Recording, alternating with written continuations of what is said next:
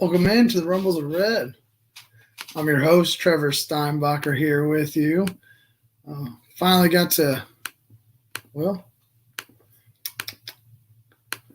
got audio issues already.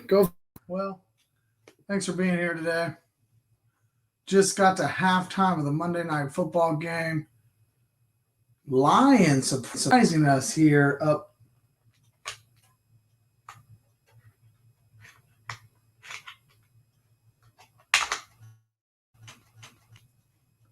17-0, 17-14, excuse me. Pretty surprising there. I expected that should be better. Expected the Packers to come out hot. Aaron Rodgers gunslinging it. It hasn't quite happened yet. Aaron Jones, 2 touchdowns early. Quintez Cephas with the touchdown and TJ Hawkinson with the touchdown there. And right before the end of the half there, Cephas just goes up one-handed, damn near brings down a really nice catch. He can't quite hang on, though. But it's a good first half there. Happy we're at halftime here. Happy to be live with you today. If you're in the chat, go ahead and interact with the show. Love to have you. Love to hear from you. Who do you got on Monday Night Football for DFS? Who do you have in your MVP, your captain spot for tonight? We're going to take a look at my Monday Night Football DFS lineups. Currently into cash on one, real close with another one. I've got Aaron Jones in an MVP, and I've got 2 Devontae Adams MVP lineups. We're going to look at Sundays. I'll recap a little bit of DFS. My main slate cash hit once again, second week in a row. Happy there. Had another tournament lineup hit this week. So it's another good week for DFS. Not so good in season-long fantasy, but we're going to have Big Red's 6-pack, the 6 things I took away from this year. Waivers, streaming quarterbacks for week 2, and of course, as we did last week, just end with a little Dynasty Corner, just to kind of hit on some of these rookies and how they're doing and what you should expect moving forward. Let's start with Monday Night Football. Pull it up here for you guys. Who do you have? If you're in the chat, who do you have in your MVP spot? I'll take a look here. That's my cash lineup. We're live. So I've got one sitting here. This is a 100-person league. It's 3 entries max. So I only play single entry or 3 entry max, especially during single game slates. I usually just max out 1 100-person league, 3 max, $15 total. Currently in 10th place here, Aaron Jones in the MVP. These are my top 2 lineups that you see here on the screen. And Aaron Jones, I put him in MVP because I felt like he was going to be lower roster there in the MVP spot. Only 13% of people have him in the MVP spot. And if you haven't played single game slates before, you get 1.5 times the scoring there. So you see 2 reception touchdowns is actually 18 points rather than just 12 points, which usually would be. I'm missing here on Allen Lazard. I like his percentage, just 11.2. You got to get a little different here in these single game slates. I like that he's only 11.2% rostered there, but he hasn't done anything for me. So need a big play here in the second half. Aaron Rodgers, of course. This is a perfect day to have Aaron Rodgers not in the MVP spot because he's having a decent, mediocre game here. 2 touchdowns, only 75 yards, but he's got the 2 touchdowns, so he's giving me the points with the touchdown equity, but not enough points to have MVP caliber game to really put you up in the money. So not having him at MVP is working out well for me right now. And then Hawkinson. Hawkinson is just balling out once again, as he always does. Especially, after last week, he felt like a guy I had to get in it to one of my lineups here, 48% owned. And then DeAndre Swift sitting just below 20%. So I really like this lineup. It was duplicated one time. So I am sharing the load with this team. So if I get to the top, I'm going to split it, split first and second, which really, it's difficult because it does minimize the maximum that you can win, but it happens, especially in single game slates. You see that a lot more often. But to only be duplicated one time is that means I made a pretty unique lineup.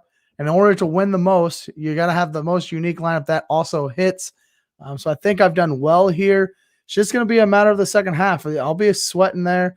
We'll check back in on these two lineups after the second half gets started before we end up here.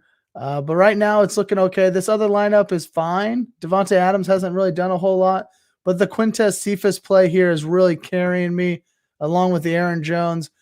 Cephas, 3 catches, 56 yards and a touchdown and almost 2 touchdowns. That would have been sick. Would have been all over the highlights. He would have brought that one-hander down. That's where we're sitting so far. Single game slate. Who do you have in your MVP? If you have it, throw it in the comments. And let's talk Sunday. Let's talk cash game lineup here. Second week in a row, my cash game did hit. Second week in a row, I ran with Jalen Hurts, which I was very happy with. And unfortunately, I won't be able to run out Jalen Hurts next week. He is not on the main slate, so no Jalen Hurts as my cash game quarterback next week. But only 3% here. Probably a little less than I like, especially with quarterback. It's okay to be a little chalky here with quarterback. Most people were on Kyler. I saw Russ was a little higher there. Tannehill wasn't as much. I don't know who was a couple other guys out here that were pretty solid. Let's see what this guy had Hurts as well, the guy who won it. Najee Harris went back to him, 74% owned. That's about as chalky as a running back you can get. And that's okay. If you don't play a lot of DFS, we're not that bad. We don't mind a little bit of chalk here with a cash game. We don't mind near as much as we do with our tournament plays. Welcome in, Arlo. If it's Arlo behind the keyboard, what's up, man? How's it going? Go follow this kid on TikTok, man. He's gonna do big one day. Cooper Kupp here, 37%. That's okay. Loved it. He had a monster game. Him and the Bills, really. So I had him and the Bills, Najee and Kamara early. Great first part of the day of the main slate. So I knew I was going to have some chalk here with Mike Evans, CeeDee Lamb, and Austin Eckler. And I just ran with it. I was in the top 10 already. Cash games pay the top 50%. And I was already in the top 10% with this league. I didn't need to late swap my cash game this week. Just ran with it. It worked out really well. I'm going to show you a tournament lineup here, but I want to show you quickly the difference here.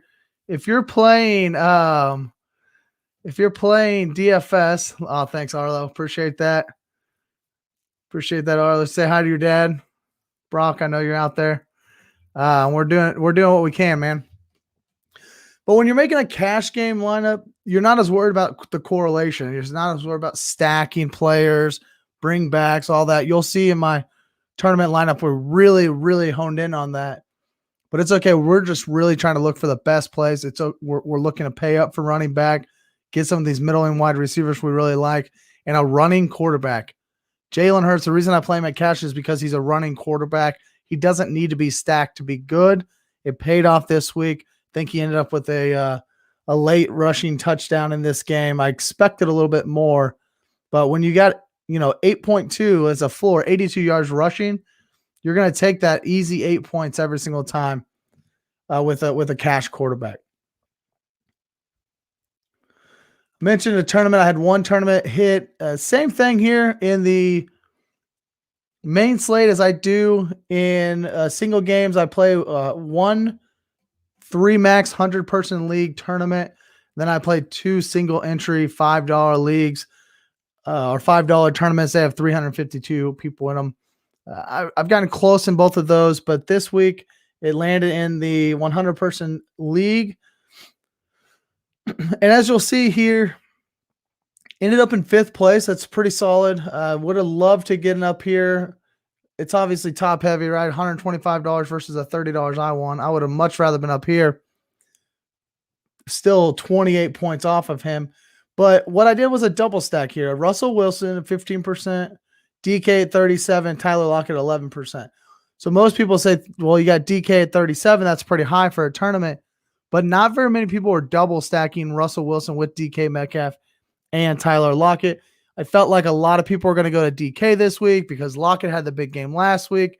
It's the yin and yang situation, right? But I just went back with both of them. I wanted to just put both of them in there, and then I brought the big dog back, Derrick Henry. And I have some regrets around not playing a little bit more of him this week because this was the perfect week. And I'm not saying it was a perfect week because he ate 182 yards and 3 touchdowns. It was a perfect week because he's only 10% rostered.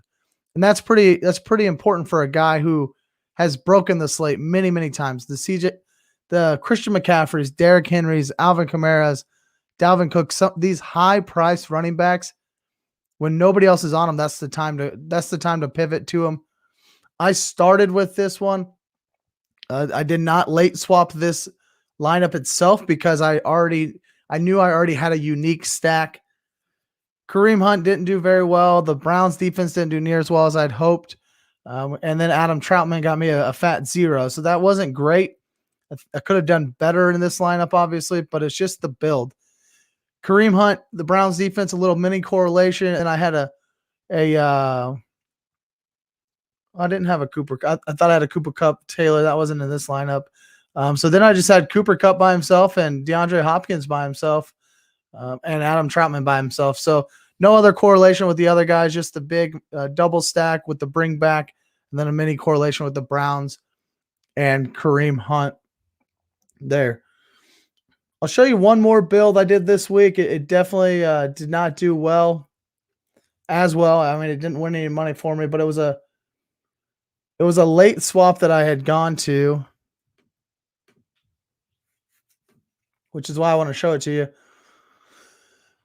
The main game in the afternoon, what was it? The Dallas and the Chargers, right? Dak and Herbert. Herbert was the most rostered quarterback on the slate.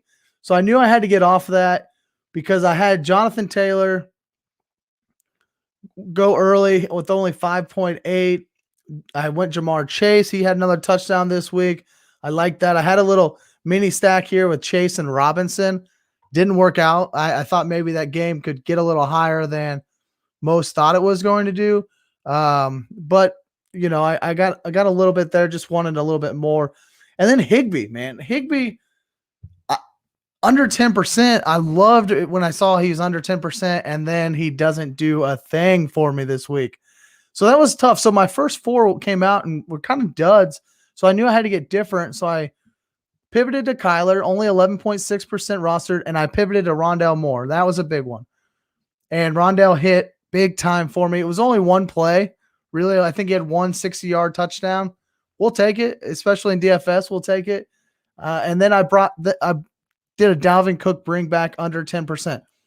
So when I look at this roster, I have everyone, especially my late swaps, all under 12% here. That's what I was going for. I was going for one of those guys to break the slate. I think if I don't go Dalvin, if I go Derrick Henry here at 10%, then I'm probably getting pretty close to this cashing. So this is 10th place here is 168.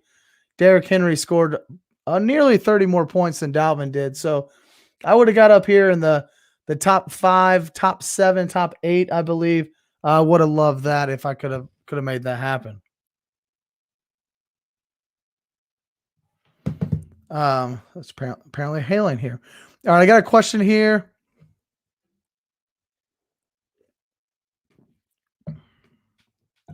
When on DFS, do you believe in the points players are putting up versus what FanDuel thinks? 2 weeks on running back isn't too early, but maybe a wide receiver.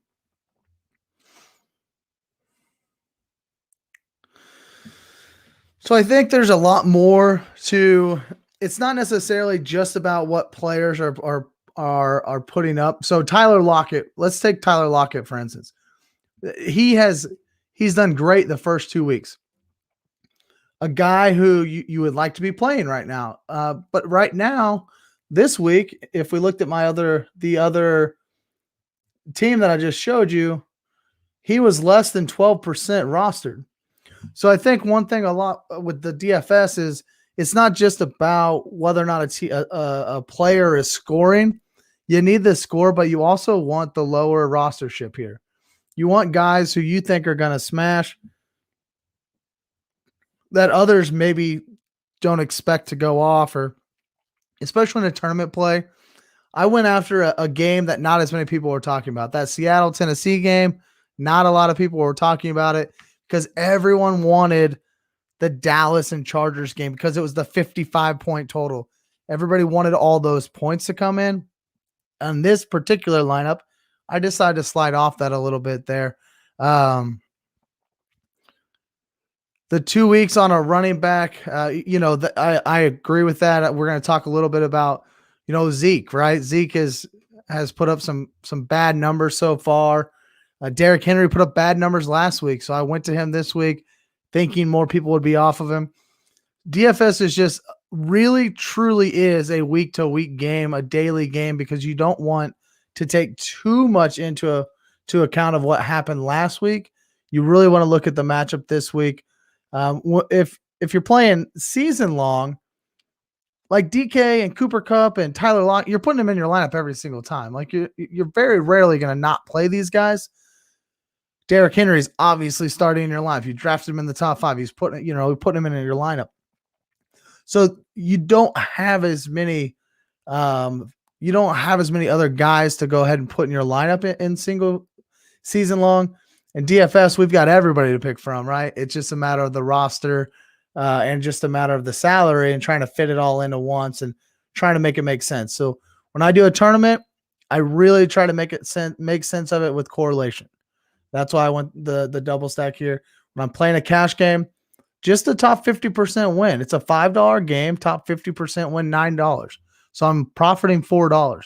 You do this over the course of 5 or 6, 7, 8 games, you come out $60, $70. It's a good cash day. Obviously, if you want to play higher stakes, be my guest. But I'm a $30 cash kind of guy, so I'm going to stick with that and have my fun, and then just talk about it with all of you, because that's really why I'm here, is just to take the very, very little that I know and pass it along to all of you and have some fun while we're at it.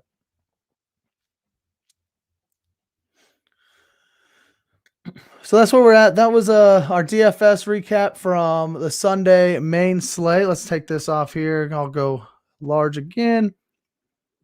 So let's I think we're going to jump in. I want to talk about some of the injuries first. Wow, guys. A lot of injuries this week.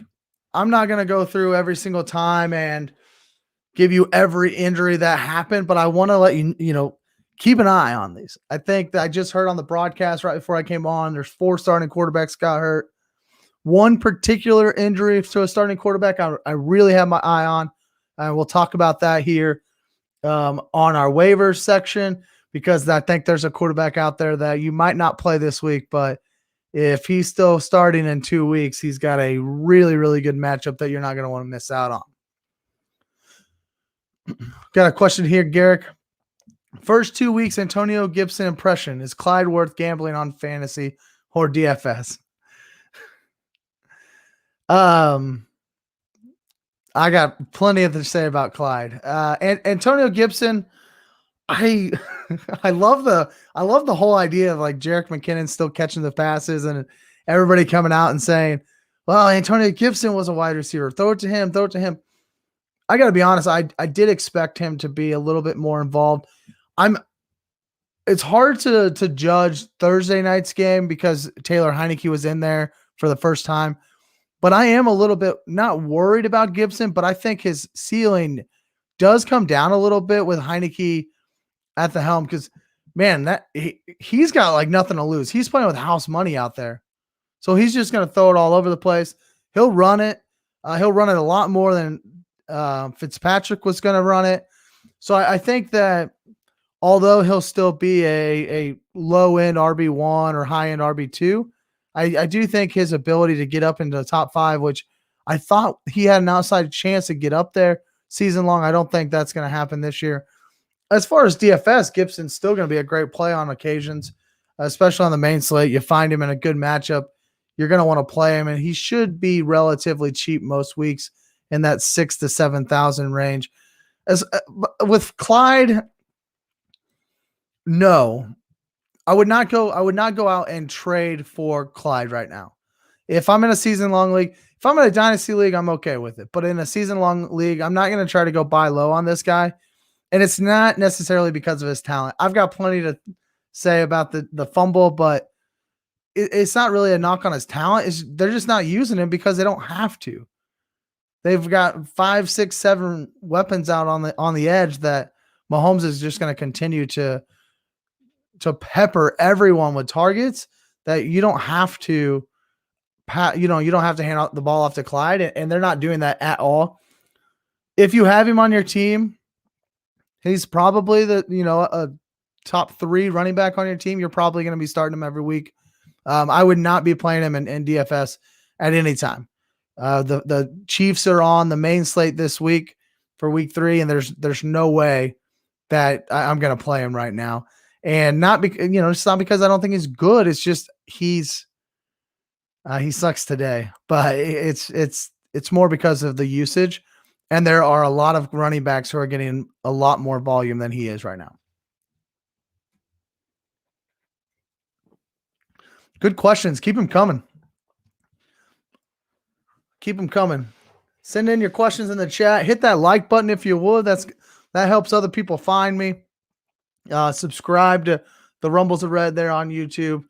I've got nothing really more to say about the injuries. Just make sure you're following this. It's going to be a long week. The thing about the injuries this week, it wasn't a lot of major injuries. It seemed like it was kind of a week of avoidance. There was plenty of them, but not a lot of major injuries, which really leads me to believe it's going to be a long week of news. Just different guys going to be in or out all week long. So just make sure you're following that all the way up to kickoff on Sunday. And San Francisco, how about that? 3 more running backs hurt. It's never ending in the Bay Area. How do they have so many running backs get hurt? Multiple years in a row. All right, let's jump into Red 6-pack. So these are my top 6 takeaways from week 2. And I told you I was going to say something about Clyde, and here it is. The Chiefs should never hand the ball off ever again when they're in field goal range, under 2 minutes, ready to kick a field goal and win the game. 3 yards. You've got 3 yards, and you're holding the ball with one hand, and you're letting some rookie who's falling on the ground poke it out. You've got one job. Take the ball from Mahomes, get a yard or 2, fall down. Don't fumble. What are you doing? How are you fumbling that football at that point in time? Put 2 hands on the ball. 2nd and 3. What is it, a 50-yarder they're sitting at? 54-yard maybe? That's okay. You got one of the best kickers in the game. All you got to do is get 3 yards, and the game's over, and then you just see what happens with Booker. A lot of people are going to point to the defense, understandably. But I'm going to put this on the offense. Beginning of the 4th quarter, the Baltimore Ravens run down the field, score a touchdown, get within 5 points. The offense comes out and goes 3 and out. Your defense was just on the field, just got the ball, ran down their throat, and you come out and do a 3 and out. I think it was a 3 and out. They definitely weren't on the field long. Give the ball right back to Baltimore. They've already got a little momentum. Give the ball right back to Baltimore, and they just keep running it down your throat. Running it down your throat. And you come out and you fumble the ball in field goal range. That one hurt. Baltimore's a good football team. It's not a bad team to lose to.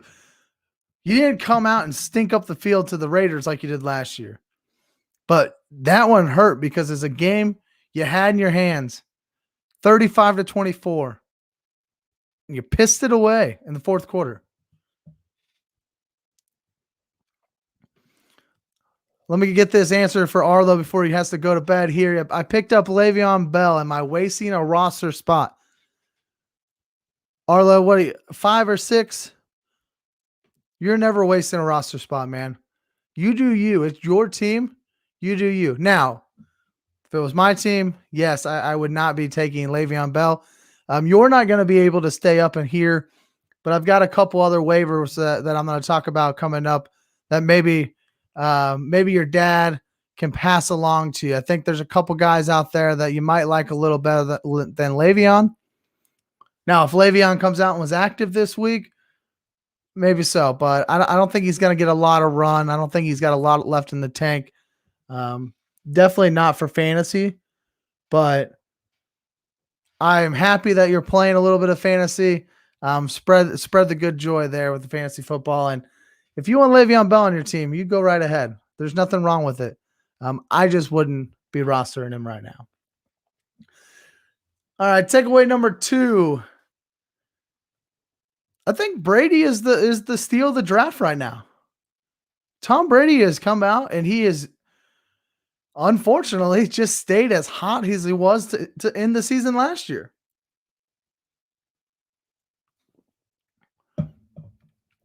QB9, that's what he was drafted as. QB9 back into the 6th round. Now he's currently sitting in the top 3 of quarterbacks through the first 2 weeks. I don't expect either one of these two quarterbacks tonight. Maybe Goff, but I don't think he's going to outscore him. Top 3 in the quarterback through 2 weeks, 9 touchdowns in 2 games, guys. He's 40 years old. My boss came in today. He's from Rhode Island, big Brady fan.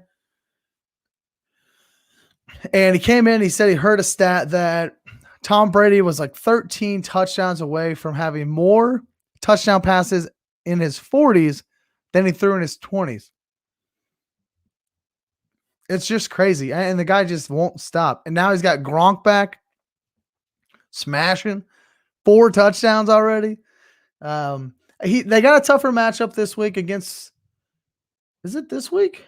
Oh, no, they got a tougher, I think the Rams maybe this week. Next week, they get the Patriots, though. Goes to Foxborough, I believe. Then Miami, Philly, and Chicago, all defenses we're not worried about currently. I'm kicking myself for not taking him in more leagues. I liked him, but Dak fell in a league, and I just pounced on that. A couple of other times he went before me, and I just wasn't willing to grab him around earlier, and I'm already regretting it a little bit. I think he's already the MVP through 2 games, and you got him in the back end of the 6th round, maybe even the early 7th. He's a steal right now, and I'm sure if you've got Tom Brady as your quarterback, you're pretty happy. Number 3, the big dog's still going to eat. I ended the Red 6-pack last week. Taking a victory lap with Derrick Henry. I felt good. He had a bad game. I'm like, yeah, I told you to sell him in Dynasty and fade him in redraft. I wasn't going to draft him as a top 5 running back. There's no way. He's not going to get the carries he got last year. And he comes out and he gets 35 carries, 182 yards, and 3 touchdowns. He also added 6 catches, which is really nice touch because Derrick Henry is not known for his catches. That's not his game. His game is 35, 40 carries. That's ridiculous. Just the big dog ate this weekend, and he's going to still continue to have those games. My main concern is over time. Is he going to be able to sustain it? That's what I'm a little bit worried about. We'll see. We'll see if he ends up going out every single week. But this week, you got to be happy if you've got Derrick Henry, because obviously you started him and you probably won your fantasy matchup. And guess what? He's got the Jacksonville Jaguars and the New York Jets coming up. Can you imagine what he's about to do to those guys, those teams? Man, if he gets 35 carries against the Jaguars, he might break the single game rushing record. What is it, 296? Go after it, big dog. All right, number 4. Most people were excited this year at draft time. They're really excited about a 4th tight end, really thinking this tight end was going to catapult themselves up into the upper echelon of that position. That happened. The 4th tight end definitely elevated up into the upper echelon. Most people thought that tight end would be Kyle Pitts. That tight end is not Kyle Pitts. It's Rob Gronkowski. Looking like vintage Gronk, 12 catches, 129 yards, 4 touchdowns through 2 games. 4 touchdowns through 2 games. He and Travis Kelce, no kidding. Go look up both their stats. They're nearly identical. Gronk has 1 more touchdown than Kelce, and I think Kelce has 60 more yards. I think he's got nearly 200 yards receiving already. I'm ready to put Gronk back into that elite category. Why not? You don't have a lot of elite tight ends, and Gronk's stat line shows that he's elite. At least through 2 games, he's been elite. What do you think? You think Gronk has surpassed Mark Andrews? I don't think he surpassed Aaron Waller. It'd be hard for me to say that just because of volume.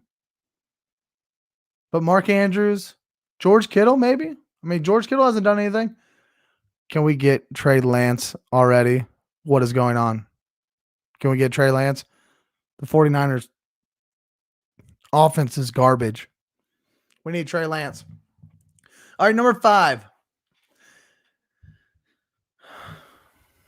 Folks, James Robinson is the same running back he was last year. There's one distinct difference. He's not getting the volume. He's still a bad running back. He wasn't a good running back last year. He just touched the ball 25, 30 times a game. The volume was there last year. The volume's not there this year. You can't really drop him at this point. I wish you could. I wish he was on my drop city baby this week. He's not, because he's still a starting running back in the NFL, and I think it's going to be hard to replace that. But you can't start him anytime soon. And I don't think you're going to be able to start him until either Clyde gets hurt or Urban gets fired, maybe. Those might be the only 2 ways that you can start James Robinson. And number 6, we might all be sleeping on Derek Carr and these Las Vegas Raiders.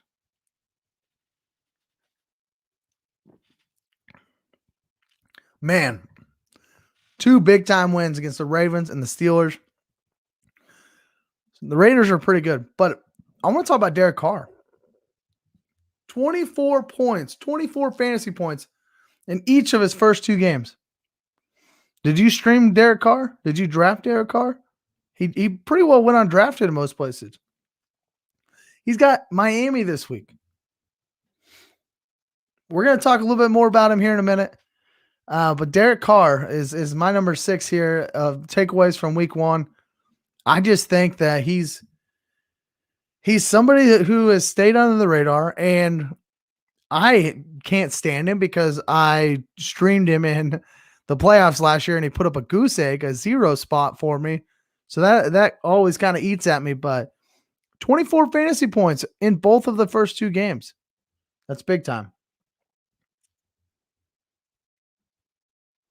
All right, let's move on to waiver wire ads. Who are you looking to pick up this week? Last week it was Elijah Mitchell. Shout out league mate Chris, $99. We have a $100 fab, $100. He put $99 on Elijah Mitchell. How much did you put on Elijah Mitchell?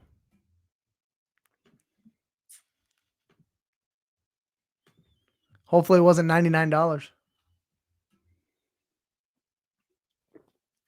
99%. Who are you going to pick up the rest of the year? Unfortunately, Elijah Mitchell did get hurt. Trey Sermon also got hurt. Again, the San Francisco running backs, I don't know what's in the water in the Bay Area. But let's look at this week's waiver wire ads. It will not be one of those 2 guys. And I don't think there's anybody going to be hot like Eli Mitchell was last week. That was a hot name. I mean, he came in and dominated in that game, and Mostert's absent. It was understandable why his name was so hot, why he was such a high priority waiver ad. I put in a $54 bid in that same, so I put over 50%. That was about the max I was willing to go, though. I wasn't upset that I got beat out when I saw that he paid $99 for him. But waiver wires ad this week. So with my waiver wire ads, what I do is I look at ESPN's rostership today. And so these are all guys right now that are rostered in 50% or less leagues on ESPN. The first one here, Daniel Jones, rostered in 10% of leagues, 122 rushing yards and 2 touchdowns. This is the reason I'm really looking at Daniel Jones right now. Is he's got a little bit of rushing floor. He's the third or fourth highest rushing quarterback so far through 2 games. 2 more touchdowns through the air on a very nice 69 attempts so far through 2 games. Solid balance. He's put himself in the top 5 of total quarterback points. He's in the top 5. Daniel Jones. We've seen this before. He's been a fine fantasy quarterback before when he's got his weapons. Unfortunately, they can't stay healthy, and he hasn't stayed healthy. But what if they stay healthy? What if they stay healthy over the next 3 games? Atlanta, New Orleans, Dallas. That's a nice schedule. Tell me what defense there you're worried about. New Orleans, because they shut down Green Bay last week, but then gave up 24 points against the Panthers this week in a devastating loss.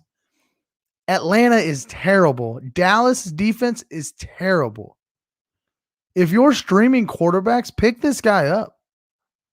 Maybe you started Sam Darnold last week. Okay, go get Daniel Jones. Go get him. This is a guy that you should have on your radar. This is a guy that not very many people do have on their radar. And if you're in a 12-team league, he's startable. He is startable. Against the Atlanta Falcons, I'll start him over Matt Ryan in that game. Absolutely. Number 2, Tim Patrick, 13% rostered. This past weekend, the first game without Jerry Jeudy, you didn't really see his production skyrocket. The stats that you're going to look at, that wasn't, they didn't skyrocket. That was all Cortland Sutton. Cortland Sutton skyrocketed. He looked great. But now, through 2 games, Tim Patrick, 4 targets each game. He's got a touchdown in each game. And he's got the New York Football Jets this week. I think if you're in a deep league, 14, 16 teams, Tim Patrick's flex consideration. Absolutely. You can easily throw him in your flex and feel pretty confident about it. This Denver offense is going to continue to get a little bit better.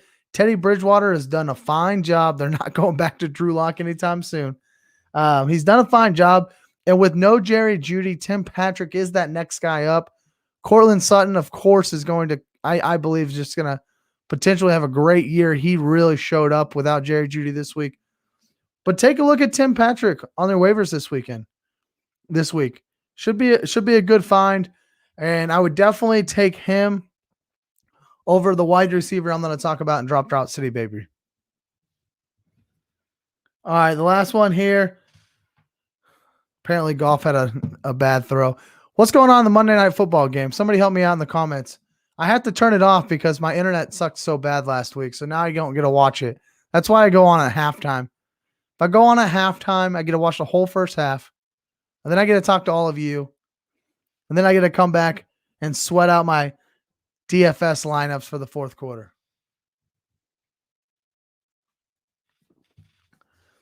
All right, last waiver wire ad here, Justin Fields. He's only rostered in 48% of leagues right now. If there's one thing you hear from me today, Justin Fields, he should be your number 1 waiver wire ad. Maybe next week I'll put these in order, right? 1, 2, 3. Maybe I'll do that. You can find me right back here next week, 8:30, YouTube live. Find me on podcast, Apple, Spotify afterwards. Should come out tomorrow morning. But every Monday night, I'm going to go at 8:30. I like this time. Got a little Monday Night Football going on. Put the football game on your TV. Pull up the Rumbles of Red on your tablet or Android or iPhone, maybe your computer. And then jump in the chat and let me know how the football game's going. Because I don't get to watch it right now, and that's okay. But Justin Fields, let's get back to him. 48% rostered. I mentioned him last week as a speculative ad. A guy that I saw him come in, had a couple runs, looked good whenever he was in the game. I thought if he gets a chance, and I think he's going to get a chance sooner than later, I didn't think it was going to be for this reason. But now, Andy Dalton dealing with the knee injury. This is the one. This is the quarterback I talked about earlier. If Andy Dalton is out this week, Justin Fields is going to get his chance. I am not advocating for you to play Justin Fields this week. He's playing against the Browns. Not somebody I'm looking to start. But if Andy Dalton's injury lasts a couple of weeks, cue up Justin Fields in week 4. He's against this same Detroit Lions team that's on the television now. Justin Fields versus Detroit Lions in week 4. That's why I'm picking him up this week. Pick him up. Should have picked him up last week, but that's why I'm picking him up this week. You get him now. See how he does against the Browns. That's fine. It's the Browns. They're a good defense. He should still have some success. And if he has even a slither of success, you should feel confident playing him against the Lions in week 4. All right, let's move on. Of course, every time you add somebody on the waivers, you've got to drop somebody. So who are you going to drop? Who's your top drop candidates of this week? Let me know in the chat. Who's your top drop candidates this week? Just got an alert. Aaron Jones came up limping. That's not good.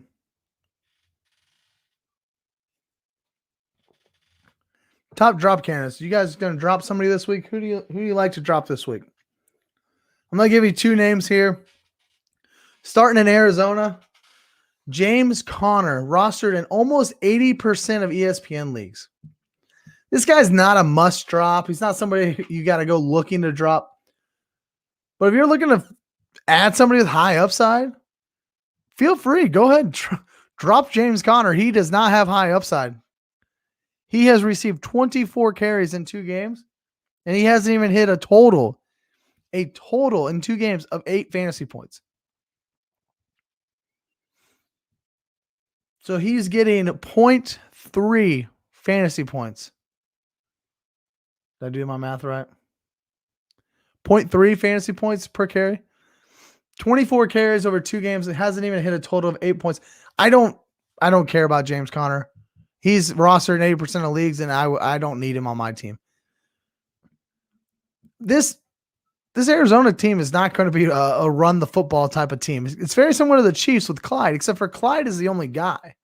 Darrell Williams, of course, will sprinkle in there. But Clyde is the only guy there in Kansas City.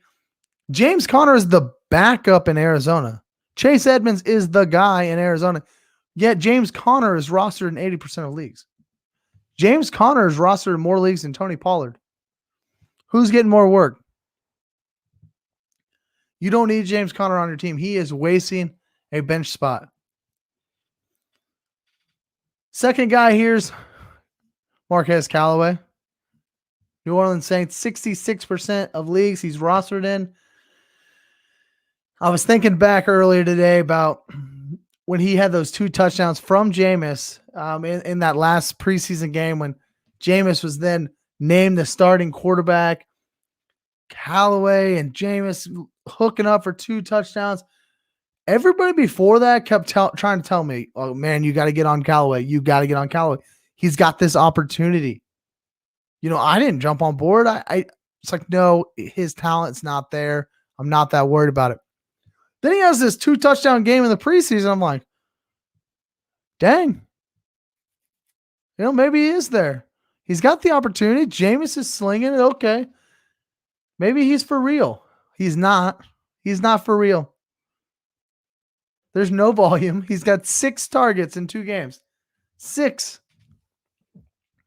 You'd be happy to see 6 targets in 1 game at a low end. He's got 6 in 2 games. If you're listening to this podcast, my absolute advice would be to take Callaway to drop city, baby.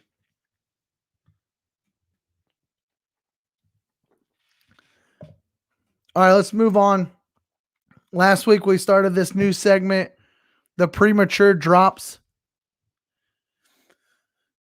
I've got one for you this week. A guy that's frustrating to roster him at this point.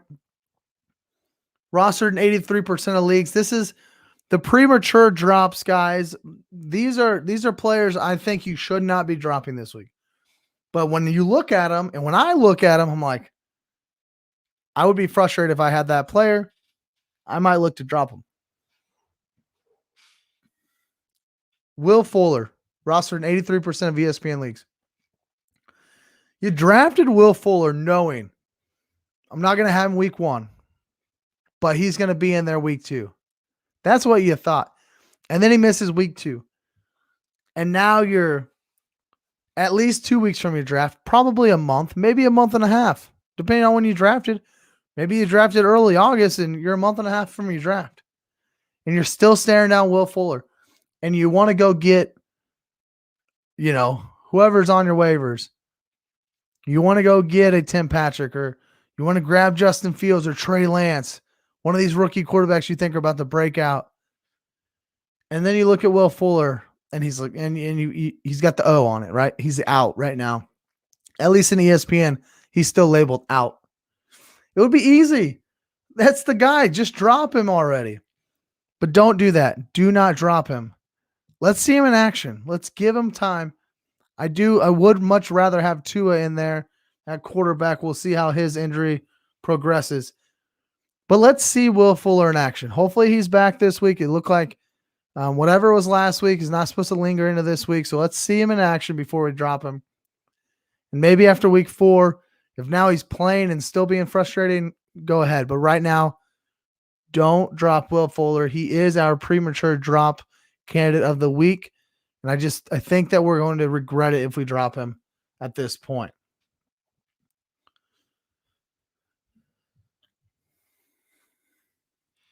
Follow me on Twitter at Trev's Fantasy Pod. Again, like this video. If you're still here with us in the comments, jump on in. We're going to get into streaming quarterbacks of the week. Who are you streaming this week? Who's your favorite play? That's, not the top guys, not the Mahomes and the Lamar Jacksons and Kyler's. Like, everybody knows we're playing those guys. But what if you're like me and you don't draft those guys and you just stream quarterbacks every week? Sometimes it works, sometimes it doesn't. Who are you going to look to stream this week? Toss a like on the video. Subscribe to the Rumbles of Red. Subscribe on Apple, Spotify podcasts as well. And let's jump in here to the streaming quarterbacks for week 2. Starting out, we talked about it earlier, Derek Carr. He's only rostered in 16% of ESPN leagues. Going up against a Miami team that has not looked great at all. And quite frankly, nobody should be worried about Derek Carr not getting his this week. Averaging 400 yards and 2 touchdowns per game through the first 2 games. He was QB 10 in week 1 and QB 6 so far this week. And against 2 teams you would expect to have really good defenses. The Baltimore Ravens and Pittsburgh Steelers. 2 teams who have been solid on defense over the past 2 years. Of course, the Ravens also didn't look good on Monday night or Sunday night football against the Chiefs on defense.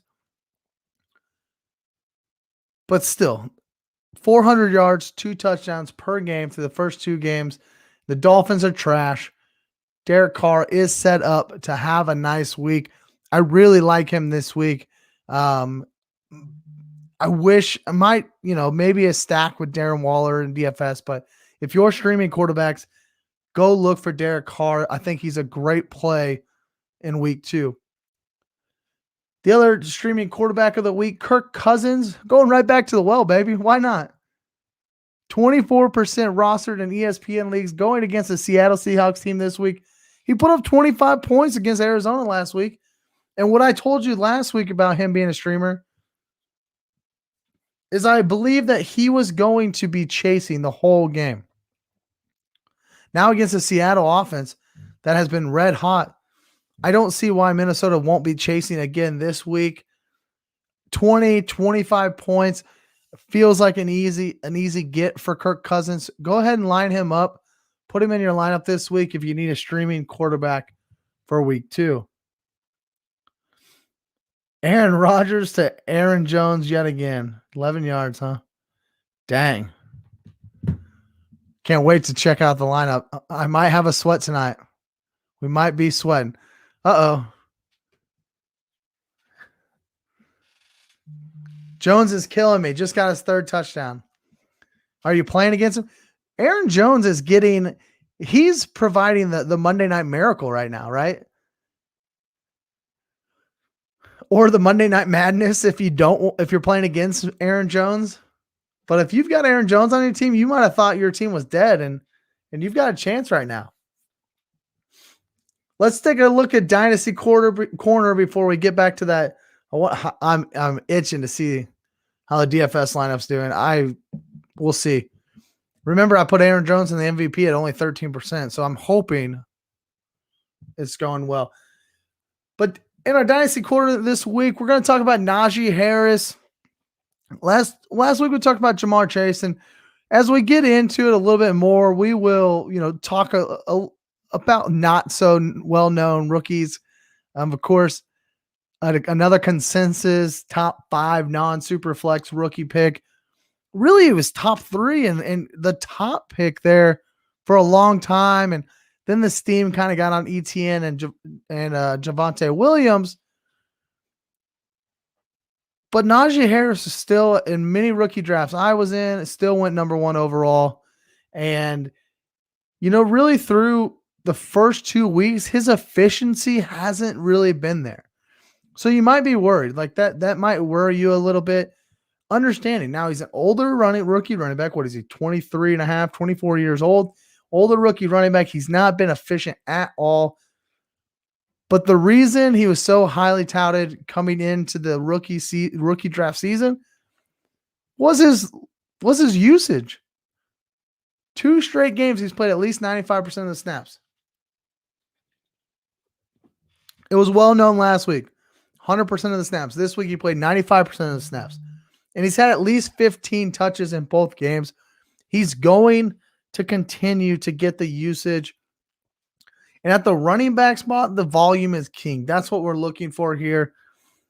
And he's receiving as well. He's got some catches in there. He had a receiving touchdown this week. That's what you like to see there. Just another rookie really drafted at the top of your rookie drafts that has performed well through 2 weeks. We'll take it. As a rookie and running back, we will take it. In redraft, you probably got him in the second round and as your second running back, and you probably feel pretty good about that right now. And in Dynasty, you should be very happy. I will say this is a guy, though. Let's see how his season goes. This is a guy you might be ready to sell. And I'm not saying sell right now by any means, but he is an older running back. He did come in older, and the age curve for running backs is still 25, 26. They fall off pretty fast. Now, don't tell that to Aaron Jones, 3 touchdowns, or Derrick Henry, who had 3 touchdowns, or Alvin Kamara, who had 6 touchdowns at the end of last year. But Najee Harris did come in a little bit older already. Just be aware of that. If he does really, really, really good this season, might be a time to go and maybe get even more draft capital back than what you spent on him. But right now, just enjoy the ride. Enjoy the ride. Enjoy the volume you're going to continue to see Najee Harris receive this year. All right, let's get out of here. But before, let's take a quick look here. Let me pull it right back up for you. Let's see how it's going. And I'm not doing this to guys. I'm not good at this DFS stuff. So it's definitely not any type of trying to brag. It's more just for fun. I just want you guys to see the sweat that I'm going through right now. If I'm even going through a sweat, I'm probably not even going to go through a sweat. Let's see. Live scoring here. Refresh. Let's pull it up so you can see what I'm seeing. Look at that. Oh, well, went away. Looked like I was a couple spots out of the money still. Oh yeah, a couple spots out of the money. Aaron Jones is the right play. Aaron Jones is the right play. I'm 2 points out of any type of money here. Could really use maybe some DeAndre Swift. Could really use some Allen Lazard, looks like. Let's see if that happens at the end of the game. Or even MVS over on this side, Devontae Adams, he's 106 yards. Okay. 4 passing touchdowns. Who caught the other passing touchdown by Rodgers? I see now they've scored 2. I've missed the whole third quarter. That's about perfect. That's about what I like. Get the whole get halftime in, talk to you during the third quarter, and then I'm gonna go sweat out this last, see if I get anything. I'm obviously not winning a lot, but see if I can at least get my money back this week, win that $15 that I put in. Thank you all for joining me tonight. Follow me on Twitter at Trev's Fantasy Pod. Please, if you're willing, hit that subscribe button here on YouTube. Hit the like button on your way out. Hit the subscribe button on Apple, Spotify, Google Podcasts. I'll be back here every Monday night at 8:30. Hope to see you in the chat next week. Have a good week. Good luck in week 3.